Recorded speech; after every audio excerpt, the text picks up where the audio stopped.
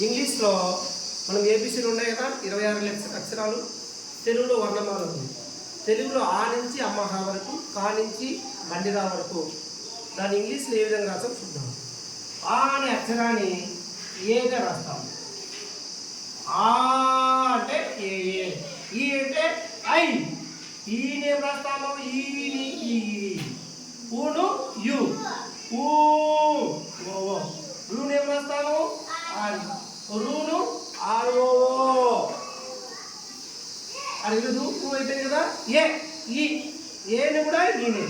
ఐని A I ఏమంటాం? A I. ఓను O. ఓను ఓ రాస్తాము, వివోగా రాస్తాము. అవును ఓయు ఓడబ్ల్యూ ఏయుగా రాస్తాము. అమ్ ఏఎంఎం. ఆహా ఏహెచ్. చెప్పండి. ఆ అంటే ఏ ఆ ఏ ఏ.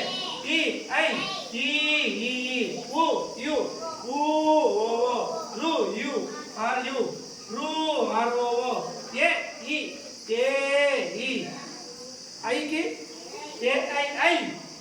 ఓ ఓ. ఓకు ఓ ఓ. అవుకి ఏం రాస్తాం? ఓయు రాస్తాం. ఓడబ్ల్యూ. హమ్కు ఏఎం. ఆహాకు ఏహెచ్.